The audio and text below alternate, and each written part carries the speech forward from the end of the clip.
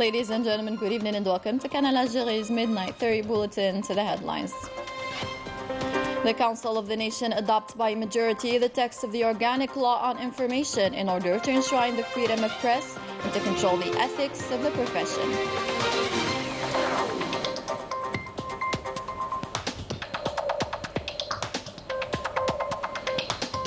The United Nations Security Council praises Algeria's pivotal role in resolving the crisis in Mali and calls for the quick and full implementation of the Algiers Agreement during a meeting in New York.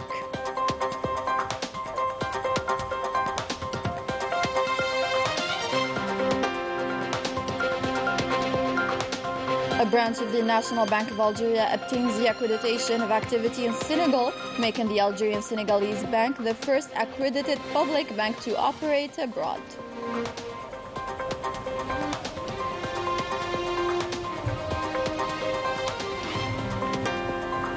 Public turmoil continues in Morocco, with demonstrators taken to the street to denounce imprisonment of political activists and the normalization with a Zionist entity.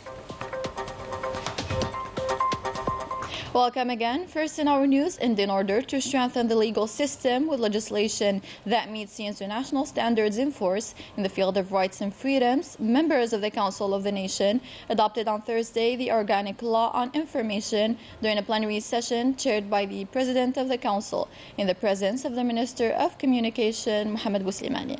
The members of the Council adopted this law with a reserve on Article 22 in this text containing a contradiction which runs counter to the objectives expected by the provisions of this article.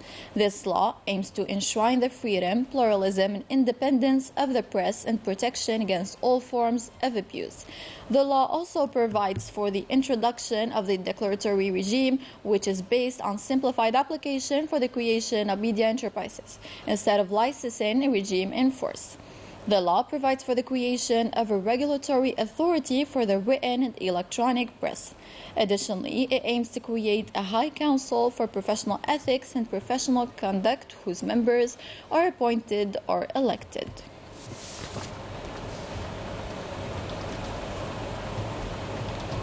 In the same context, members of the Council of the Nation also adopted the text of the law on the prevention and suppression of the use and trafficking in narcotic drugs and psychotropic substances, and that on the prevention and combating of human trafficking. Both texts were adopted in a plenary session presided by the Speaker of the Council of the Nation, Saleh Kouchil. In a meeting held on Wednesday in New York, members of the United Nations Security Council praised Algeria's pivotal role as the leader of international mediation for its commitment for a resolution to the crisis in Mali. Additionally, members of the UN Security Council called on the Malian parties to implement the Algiers Agreement. For his part, UN Secretary General Antonio Guterres praised in his report to the Security Council on the occasion of this meeting the personal commitment of the President of the Republic for a resolution to this crisis. As part of Algeria's commitment to strengthen its investments in African markets and to promote Algerian-Senegalese trade exchanges, a branch of the National Bank of Algeria obtained the accreditation of activity in Senegal by the Senegalese financial authorities, thus making the Algerian-Senegalese Bank the first accredited public bank to operate abroad, while other banks are expected to open in the future. The Algerian-Senegalese Bank, with a capital of $100 million, that includes 3 shareholders. In addition to the National Bank of Algeria, they are in lower corporations, the Algerian Popular Loan, Exterior Bank of Algeria, Bank of Agriculture and Rural Development, to start its activity after completing the necessary procedures for the actual opening of the agency, and this before next September. To Marseille now, precisely the Nasser Mosque, where volunteers are busy preparing full iftars for passengers and students. This mosque is one of the 50 places of worship in France that benefited from the help of the Great Mosque of Paris. Since the first days of this holy month, iftar meals are prepared in this small mosque called La Caplette, located in the 10th district of Marseille, for expatriates from different nationalities and students, as well as people far from their families. Since the first days of this holy month, we distributed nearly 5 food parcels intended for the poorest and students at Al-Nasr Association of La Caplette Mosque in Marseille. I would like to thank the Great Mosque of Paris as well as the Algerian state for all their dedicated efforts for the Muslim community in France. We are a team of volunteers. We take care of people in difficulty. We distribute meals that serve a lot of people, and we are proud to do it. And if it will be done again next year, we will do it again. I would like also to thank the Algerian president who participated financially. After each Al-Asr prayer, Imam and faithfuls gather in a circle for the group recitation of the Holy Quran, a common practice in our mosques in Algeria, which aims to facilitate the memorization of the Holy Quran. During this time, volunteers began the distribution of meal parcels without distinction of origin.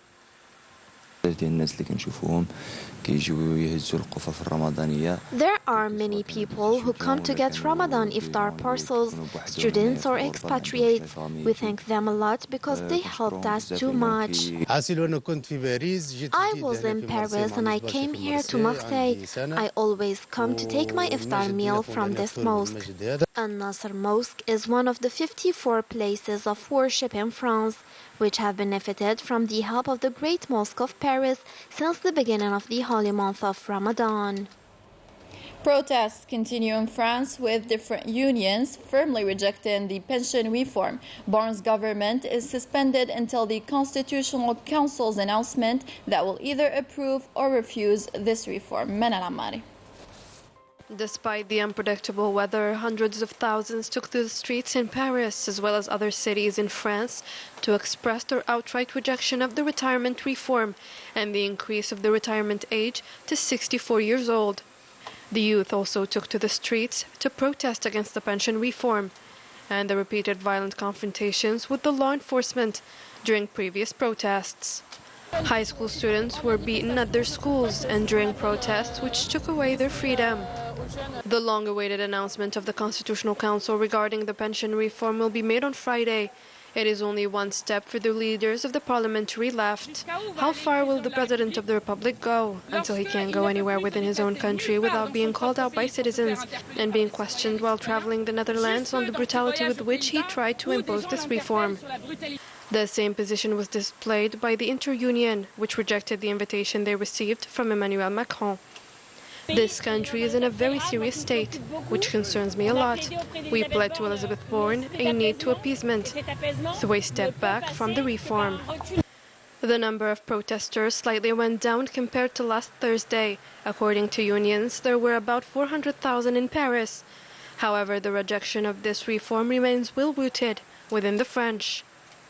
The numbers of arrests made on Thursday also decreased, but the tension continues to increase around the headquarters of the Constitutional Council, where they're prohibiting all protests in its surrounding starting 6 p.m.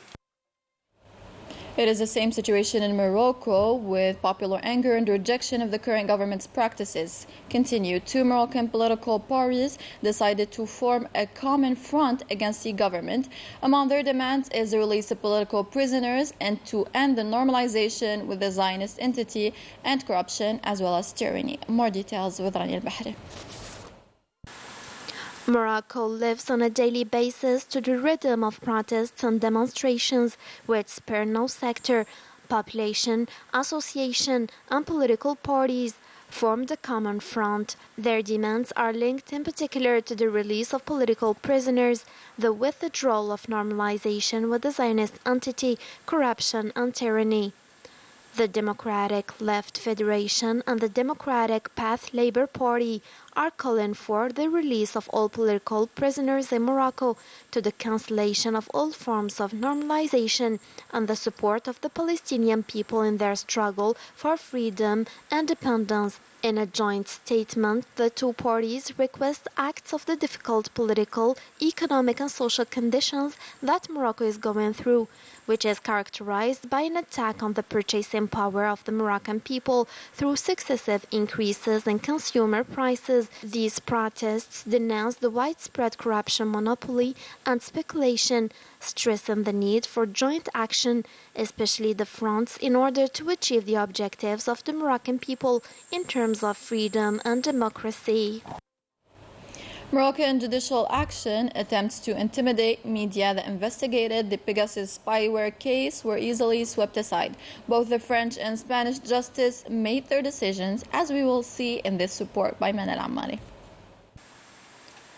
The Paris Court of Appeal confirmed the admissibility of defamation suits brought by Morocco against NGOs and French medias, which revealed or denounced the appeal made by Rabat to the use of the Pegasus spyware made by the Zionist company NSO. The judgments of Radio France, France Média Monde, Mediapart, L'Humanité, Forbidden Stories, and Amnesty International were rendered in the first instance by the Criminal Court of Paris, and it confirmed these 10 judgments under one of the French laws on press freedom. In a similar context, the Spanish justice also dismissed Morocco in the process it initiated against Spanish journalist Ignacio Sombrero, who was accused of spying by means of the Pegasus software. It should be noted that a consortium of 17 international medias, according to information from Forbidden Stories organization and Amnesty International, revealed during summer 2021, after a lengthy investigation, that Morocco was one of the countries that continuously used the Pegasus spyware in order to hack the phones of journalists, politicians, and human rights activists. That was all for tonight. Thank you so much for watching. صحة صحتكم.